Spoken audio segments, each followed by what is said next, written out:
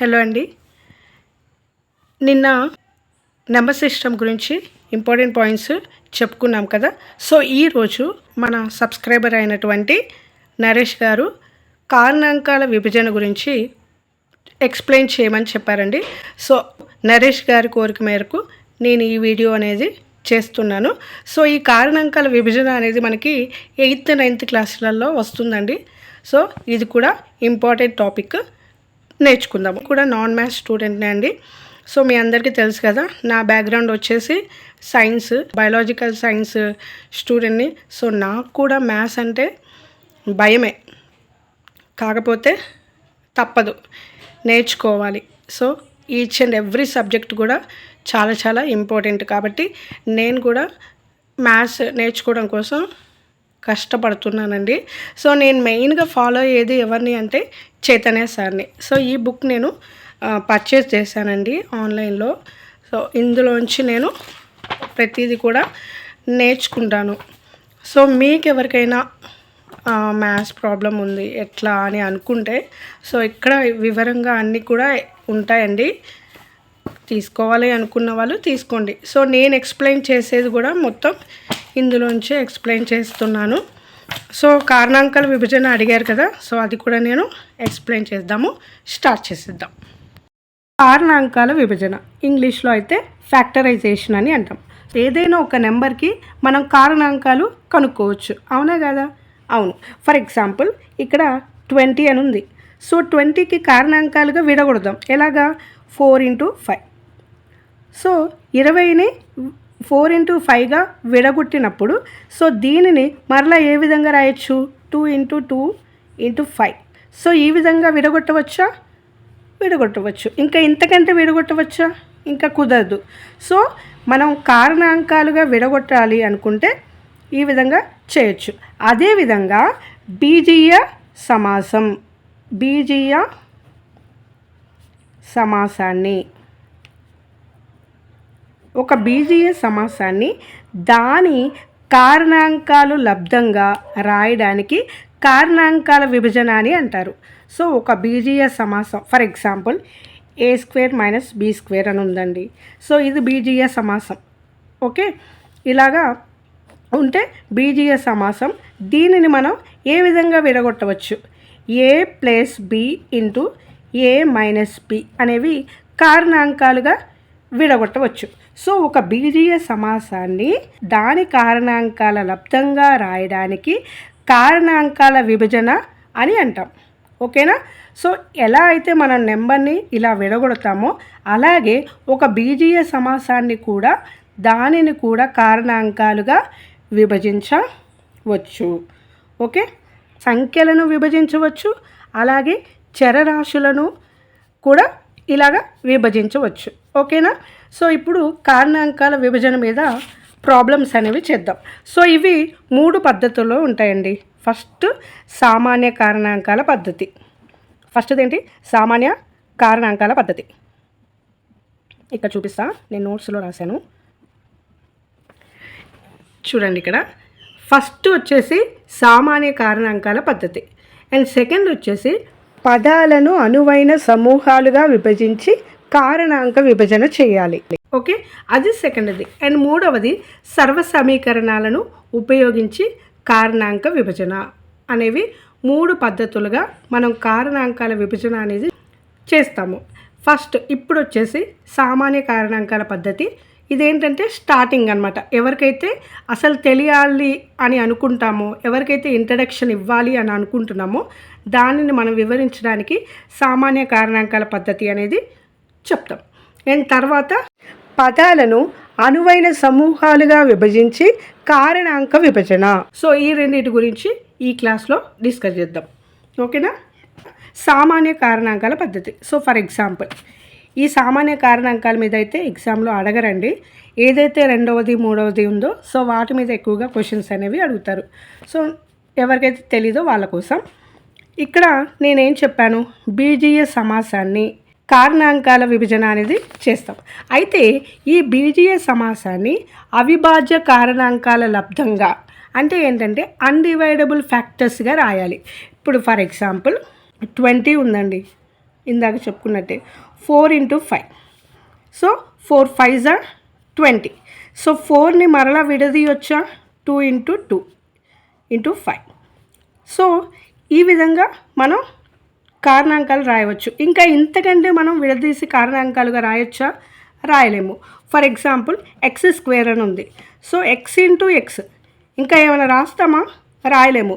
So అన్డివైడబుల్ factors ఎక్కడ వరకైతే మనం డివైడ్ చేయగలుగుతామో అక్కడ వరకు చేస్తాం. ఇంకా మనం వాటిని డివైడ్ చేయలేము. సో అలాంటి వాటిని అవిభాజ్య కారణాంకాల లబ్ధం అని అంటాం. సో ఒక బీజీయ సమాసాన్ని అవిభాజ్య కారణాంకాల లబ్ధంగా రాయగలగాలి అంటే ఎక్కడ వరకైతే వాటిని విడగొడతామో అక్కడ వరకు మనం వాటిని కారణాంకాలుగా రాయాలి. ఓకేనా? సో ఎగ్జాంపుల్ అయితే ఇది. అండ్ నెక్స్ట్ ఒక క్వశ్చన్ చూద్దాం దీని మీద. 6ab + 12b కారణాంకాలుగా విభజించండి అని క్వశ్చన్ అడిగారు. దీనిని ఎలాగ విభజించాలి? సో 6ని ఏ విధంగా రాయొచ్చు? 2 into 3 అని రాయొచ్చా? 2 3s are 6. ఇంకా విడగొడతామా? ఇంకా విడగొట్టలేము. So into a into b plus 12ని ఏ విధంగా విడగొట్టవచ్చు? 4 into 3గా విడగొట్టవచ్చు. మళ్ళీ 4ని 2 into 2గా విడగొట్టవచ్చు కదా. And 3 2 2s are 4 4 3s are 12 into b. ఇంకా వీటిని ఇంకా విడగొడతామా? విడగొట్టలేము. సో అన్డివైజబుల్ ఫ్యాక్టర్ వరకు, సో ఎక్కడ వరకు అయితే విడగొడతామో అక్కడ వరకు చేశాక వీడియో కట్ అయిందండి. సో ఇక్కడ చూడండి, మనం ఇందులో 2 ఉంది, ఇందులో 2 ఉంది, అండ్ 3 ఉంది, అండ్ b ఉంది. ఓకే, సో 2 3 b, ఇందులో కూడా 2 3 b. సో వీటిని మనం కామన్ తీయొచ్చా? 2 into 3 into b కామన్ తీస్తే సో ఏమేమి మిగిలినాయి? ఇంకా ఏ మిగిలింది, ఇటు సైడ్ 2 మిగిలింది. సో a + 2 అనేది బ్రాకెట్లో రాస్తే మరలా దీన్ని మల్టిప్లై చేస్తే 2 3s are 6b into a + 2. So ఇది ఆన్సర్. ఓకేనా? సో ఇదే విధంగా ఇంకో ప్రాబ్లం చూద్దాం. ఇక్కడ ఇంకో ప్రాబ్లం ఉంది. 25a² b + 35ab² కారణాంకాలుగా విభజించండి అని క్వశ్చన్ ఇచ్చారు. సో ఇక్కడ 25ని ఏ విధంగా విడగొట్టవచ్చు? 5 into 5 5 5s are 25 into a² అంటే a into a into b plus 35ని ఎలాగ విడగొట్టవచ్చు? 5 ఏళ్ళ 35 ఇంటూ a ఇంటూ b² కాబట్టి b. ఇక్కడ 5ని మరలా విడగొట్టవచ్చా? విడగొట్టలేము. ఏని విడగొట్టలేము, 5ని విడగొట్టలేము. కాబట్టి సో విడగొట్టలేని ఫ్యాక్టర్స్ వరకు రాసేసాం. అండ్ నెక్స్ట్ కామన్ ఏ తీయాలి. ఇందులో 5, ఇందులో 5. ఓకే, ఇందులో ఏ, ఇందులో ఏ, అండ్ ఇందులో b, ఇందులో కూడా b. సో ఈ విధంగా 5 into a into bని కామన్ తీసాక ఇంకా రిమైనింగ్ ఏమేమి మిగిలినాయి? ఇక్కడ ఒక 5 మిగిలింది, ఇక్కడ ఒక a మిగిలింది 5a, అండ్ ఇక్కడ సింబల్ ప్లస్, అండ్ ఇక్కడ ఏం మిగిలాయి?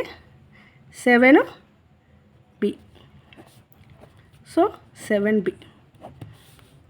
5 into a into b అంటే 5ab ఇంటూ 5a + 7b. ఇది ఆన్సర్. సో ఈ విధంగా కారణాంకాలను విభజించాలి. సో ఇవేంటి? సామాన్య కారణాంకాల పద్ధతి. ఇవైతే ఎగ్జామ్లో రాదు, జస్ట్ ఫర్ మనకు తెలియాలి అనే ఉద్దేశంతో నేర్చుకోవాలి కంపల్సరీ. అండ్ నెక్స్ట్ వచ్చేసి మెయిన్ డిఎస్సికి వచ్చే ప్రాబ్లమ్స్ అనేవి చూద్దాం. సెకండ్ మెథడ్, రెండవ పద్ధతి చెప్పుకున్నాం కదా. పదాలను అనువైన సమూహాలుగా విభజించి కారణాంక విభజన చేసే పద్ధతి. సో ఇక్కడ మనం వైజ్గా అడిగే క్వశ్చన్స్ అనమాట. పదాలను అనువైన సమూహాలుగా ఇచ్చిన క్వశ్చన్లో ఏదేది ఒక సమూహంగా అవుతుంది. సో ఆ 2 సమూహాలను ఎంపిక చేసి వాటిని ఏ విధంగా విభజన చేస్తామో అనేది ఈ యొక్క రెండవ పద్ధతి. సో క్వశ్చన్ చూద్దాం. ఇక్కడ క్వశ్చన్ వచ్చేసి m² - mn + 4m - 4nని కారణాంకాలుగా విభజించండి అని క్వశ్చన్ ఇచ్చారు. సో ఈ విధంగా ఇచ్చినప్పుడు మనకి వెంటనే ఒక ఐడియా రావాలి. సో ఇక్కడ క్వశ్చన్ ఏంటి, ఏ పద్ధతి, అనువైన సమూహాలుగా విభజించి అన్నారు. సో ఇచ్చిన దాంట్లో ఏవేవి అనువైనవి, సో వాటిని విభజించి కారణాంకాలుగా విభజించండి అన్నారు. సో ఇక్కడ నేను ఏమేమి తీసుకోవచ్చు, మనం ఇందులో m ఉంది, ఇందులో m ఉంది. సో ఇందులో 4 ఉంది, ఇందులో 4 ఉంది. సో ఇదొక కేటగిరీ, ఇదొక కేటగిరీ. సో 2 అనువైన సమూహాలుగా విభజించుకున్నాం. సో ఇప్పుడు విభజించుకున్నాక మనం ఏం చేయాలి, కారణాంకాలుగా విభజించాలి. సో చేద్దాము. ఇందులో ఏది కామన్ తీయచ్చు, ఎంని కామన్ తీయచ్చు. అండ్ ఇంకా ఏముంటుంది, ఇంకొక m ఉంటుంది. అండ్ మైనస్ ఇంకా ఇక్కడ n ఉంటుంది. సో ప్లస్ దీంట్లో ఏది కామన్ తీయచ్చు, 4 ఇక్కడ 4 కామన్ తీయచ్చు. సో 4 కామన్ తీస్తే ఏముంటాయి, ఇక్కడ ఏదైతే సింబల్ వస్తుందో మనకి ఇక్కడ కూడా అదే సింబల్ రావాలి. ఓకే, అంతే సింపుల్. ఇక్కడ వచ్చిన దాన్ని బట్టి దీన్ని కూడా మనం సెట్ చేసుకోవచ్చు. అంటే m కామన్ తీస్తే m - n, అండ్ అలాగే 4 కామన్ తీస్తే m - n. సో ఈ విధంగా చేయాలి. అండ్ ఇక్కడ దీన్ని కామన్ తీద్దాం, m - n. ఓకే, సో దీన్ని ఎందుకంటే ఈ రెండు సేమ్ ఉన్నాయి కదా. సో దీన్ని ఇప్పుడు కామన్ తీస్తే అప్పుడు m + 4, ఇక్కడ బ్రాకెట్ అవసరం లేదు. సో m - n కామన్ తీస్తే ఇంటూ m + 4. సో ఇది ఆన్సర్ అనమాట. ఓకేనా. Next problem. సో ఇక్కడ ఒక క్వశ్చన్ వచ్చేసి 6ab - b² - 2bc + 2ac కారణాంకాలుగా విభజించాలి. ఫస్ట్ కారణాంకాలుగా విభజించే ముందు ఏం చేయాలి, మనం సమూహాలుగా ఏర్పాటు చేసుకోవాలి. సో ఇక్కడ క్వశ్చన్ రాద్దాం కింద. 6ab - b² - 2bc + 12ac. So ఇది క్వశ్చన్. సో ఇప్పుడు ఆలోచించండి, ఏదేది సమూహం అవుతుంది అనేసి. సమూహాలుగా ఏవైతే అని అనుకునే ముందు ఇక్కడ 6ab ఉంది, ఇక్కడ 12ac అని ఉంది. సో 6 2s 12 అవుతుందా, అవుతుంది. అండ్ అలాగే ఏ కూడా కామన్ ఉంది రెండిట్లో. అండ్ ఇక్కడ ఈ రెండిట్లో బి, ఇక్కడ బి కామన్ ఉంది. సో ఇలాగా మనం ఏ ఉంది అండ్ ఇక్కడ ఏ ఉంది, అండ్ ఇక్కడ 6లో 12 పోద్ది కాబట్టి సో ఈ రెండింటిని ఒక సమూహంగా అనుకోవచ్చు. అండ్ ఇక్కడ బి ఉంది, ఇక్కడ బి ఉంది కాబట్టి ఈ రెండింటిని ఒక సమూహంగా మనం విడగొట్టవచ్చు. సో ఇక్కడ రాసుకుందాము, 6ab ప్లస్ ఇక్కడ 12ac మైనస్ ఇది రాద్దాం, b² - 2bc అని రెండు సమూహాలుగా విడగొట్టుకున్నాం. అండ్ ఇక్కడ కామన్ తీద్దాం, 6a ఎందుకంటే 12 టేబుల్ పోతుంది కదా. సో కామన్ తీస్తే ఇక్కడ ఏముంది, ఇంకా b ఉంది. అండ్ ప్లస్ ఇక్కడ ఏముంది, ఇంకా 6 2s 12, ఏ కామన్ పోయింది కాబట్టి c ఉంటుంది మైనస్. సో ఇక్కడ b + 2c అని వచ్చింది కాబట్టి ఆటోమేటిక్గా ఇటు సైడ్ కూడా ఏమొస్తుంది, b + 2cనే వస్తుంది. ఇప్పుడు ఏది కామన్ తీస్తున్నాం మనం, b ఉంది కాబట్టి bని కామన్ తీస్తాం. ఓకేనా. సో ఇప్పుడు ఈ రెండింటిని కామన్ తీస్తాం, b + 2c కామన్ తీస్తే ఇంకా 6a - b అని ఉన్నాయి, 6a - b. సో ఇది ఆన్సర్. ఓకేనా. నెక్స్ట్ ప్రాబ్లం చూద్దాం, సో దట్ మీకు ఇంకా క్లారిటీ అనేది వస్తుంది. సో ఎండ్ వరకు వీడియోను చూసేయండి. ప్రాబ్లం ఇచ్చి కారణాంకాలుగా విభజించండి అని అడిగారు. సో ఈ విధంగా చూసినప్పుడు మనకు ఒకటే ఐడియా అనేది వస్తుంది, ఏంటంటే ఈ రెండు సమానంగా ఉన్నాయి అండ్ ఈ రెండు కామన్ అనేది తీయొచ్చు అనేది అర్థమైపోయింది. సో ఈ విధంగా సమూహాలుగా విడగొట్టుకుందాం. And pr² + r². సో ఈ విధంగా విడగొట్టుకున్న తర్వాత కామన్ తీద్దాం. pq కామన్ తీసినప్పుడు ఇంక ఇక్కడ ఎంత ఉంటుంది, p ఉంటుంది. సో -1. సో ఈ విధంగా రాసుకొని pqను కామన్ తీసాం. సో ఇక్కడ ఇంకా ఏముంటుంది, p ఉంటుంది -1 ఇక్కడ రాస్తాం. అంటే ఏంటంటే ఇక్కడ pq × p అంటే p²q అంతే కదా. So pq × 1 pqనేగా. సో ఇలాగే వచ్చిందిగా ఇక్కడ కూడా. సో ఆ విధంగా రాస్తారు. అండ్ ఇక్కడ ఇలా వచ్చినప్పుడు ఇక్కడ కూడా మనకి ఇదే రావాలి కదా. సో అలాగ మనం అరేంజ్ చేసుకోవాలి. అంటే ఇక్కడ మైనస్ అనేది రావాలి. సో మైనస్ ఇంటూ మైనస్ అన్నప్పుడు మనకి ఏమొస్తుంది, ప్లస్ అనేది వస్తుంది. సో ఇక్కడ ప్లస్ అనేది రావాలి కదా, అందుకని ఇక్కడ -r² మనం కామన్ తీస్తాం. అప్పుడు p-1 అనేది వస్తుంది. సో ఎలాగా, ఇక్కడ -r²p అంటే pr² కదా. సో -r²1 అంటే r² 1 r². So minus into minus plus. So ఈ విధంగా కామన్ తీసాక ఇప్పుడు ఈ రెండింటిని కామన్ తీద్దాం. తీస్తే pq - r², అంతే కదా, pq - r². సో ఈ విధంగా మనం ఫ్యాక్టర్స్ అనేవి విడగొట్టుకోవాలి. అండ్ ఇంకో ప్రాబ్లం చూద్దాం.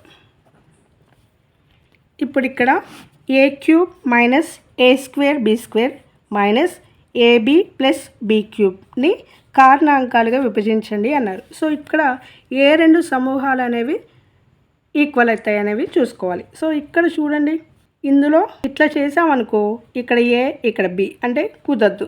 సో ఎలాగ విడగొట్టాలి, ఈ రెండింటినే విడగొట్టాలి, ఈ రెండింటినే విడగొట్టాలి. ఎందుకంటే ఇందులో ఏ ఉంది, ఇందులో ఏ ఉంది, ఇందులో బి ఉంది. సో ఇట్లా ఈ రెండింటిని రెండు సమూహాల్లో చేసుకున్నప్పుడు అప్పుడు a³ - a²b² - ab + b³ same అదే వస్తుంది. సో ఇప్పుడు కామన్ తీద్దాం. ఇందులో a²ని కామన్ తీయొచ్చు కదా. అప్పుడు ఇక్కడ a⁴1 ఏ ఒక్కటి ఉంటుంది. So -b². ఇక్కడ ఏం కామన్ తీయొచ్చు. సో ఇక్కడ ఇలా వచ్చిందంటే ఇక్కడ కూడా ఆటోమేటిక్గా అదే రావాలి. సో ఇక్కడ మైనస్ ఇంటూ మైనస్ అట్లా చూసుకోవాలి. అంటే ఇప్పుడు ఇక్కడ ప్లస్ ఉంది కాబట్టి ఇక్కడ మైనస్ రావాలి. సో ఇక్కడ b అనేది కామన్ తీయాలి. సో b కామన్ తీస్తే ఇక్కడ a అండ్ ఇక్కడ ఏముంది, b². ఇక్కడ మనకు కావాల్సింది కూడా అది కదా. So minus into minus plus. So ఇక్కడ ab మైనస్, అంతే కదా. సో ఈ విధంగా చూసుకున్నాక ఇప్పుడు ఈ రెండు ఈక్వల్ అయినాయి కదా, a - b² కామన్ తీస్తే మనకి a² - b. ఇలాగా కారణాంకాల విభజన అనేది చేయాలి. ఇప్పుడు ఇక్కడ a² - b² × c + b² - c² × a కారణాంకాలుగా విభజించండి అని అడిగారు. సో ఏ విధంగా రాయొచ్చు ఇక్కడ చూద్దాం. దీన్ని మల్టిప్లై చేద్దాం. a² × c, a²c - c × b², b²c + ab². So ab², next -ac². So ఈ విధంగా మల్టిప్లై చేసుకున్నాక ఇప్పుడు ఏవేవి కారణాంకాల విభజన అవుతాయో చూసుకుందాం. ఇక్కడ మనకి ఈజీగా అర్థమైపోతుంది. ఈ రెండు ac², ఈ రెండు ఇందులో b, ఇందులో b. సో ఈ విధంగా మనం డివైడ్ చేసుకున్నాక కామన్ తీద్దాం. ac అనేది కామన్ తీస్తాం. ac అనేది కామన్ తీస్తే ఇక్కడ ఏముంది, a ఉంది, అండ్ ఇక్కడ ఏముంది, ఇంకొక c ఉంది. సో ఏసీని కామన్ తీస్తే ఇక్కడ a ఉంటుంది అండ్ ఇక్కడ c ఉంటుంది. అండ్ అలాగే ఇక్కడ కూడా ఏం రావాలి, a - cనే రావాలా లేదా, రావాలి. సో ఇక్కడ రావాలి అన్నప్పుడు సరే ఇక్కడ నేను ఇక్కడ వేస్తాను. ac² - ac² + ab² - b²c. So ఈ విధంగా మనం కామన్ని విడగొట్టుకున్నాక ఇప్పుడు ఇక్కడ ఏం తీసాం, కామన్ ఏసీ తీసాం. అంటే ఇక్కడ ఇంకొక ఏ, ఇక్కడ ఇంకొక సి ఉంది. సో ఇట్లా. సో ఇక్కడ వచ్చింది కాబట్టి ఇక్కడ కూడా అదే రావాలి. సో ఇక్కడ మనం మైనస్ గుర్తుని చూసుకోవాలి. సో ఇక్కడ కూడా మనకి ఏం రావాలి, మైనస్ ఇంటూ ప్లస్ రావాలి. అప్పుడే కదా మైనస్ అయింది. సో ఇక్కడ ప్లస్ b² అనేది కామన్ తీద్దాం. అప్పుడు a - c అనేది ఉంటుంది. అర్థమైందా. ఇక్కడ ఎలా వస్తుంది, ప్లస్ ఉంది కాబట్టి ఇక్కడ కూడా ప్లస్ ఉంది. సో ab² అనేది వస్తుంది. అండ్ ఇక్కడ మైనస్ ఉంది కాబట్టి minus into plus minus. So ఇక్కడ c అనేది -c అనేది వస్తుంది. సో దాని తర్వాత ఇక్కడ ఈ రెండింటిని కామన్ తీద్దాం. తీసాక ఇప్పుడు ఏమవుతుంది, ac + b². సో ఇది ఆన్సర్. ఓకేనా. సో ఈ విధంగా కారణాంకాల విభజన అనేవి చేసుకోవాలి. సో ఈ వీడియో అనేది అర్థమైందని అనుకుంటున్నాను. దీని కంటిన్యూషన్ మరలా ఇంకో వీడియోలో నేర్చుకుందాం. ఈ వీడియో కనుక మీకు నచ్చినట్లయితే తప్పకుండా లైక్ అండ్ సబ్స్క్రైబ్ కూడా చేసుకోగలరు. Thanks for watching.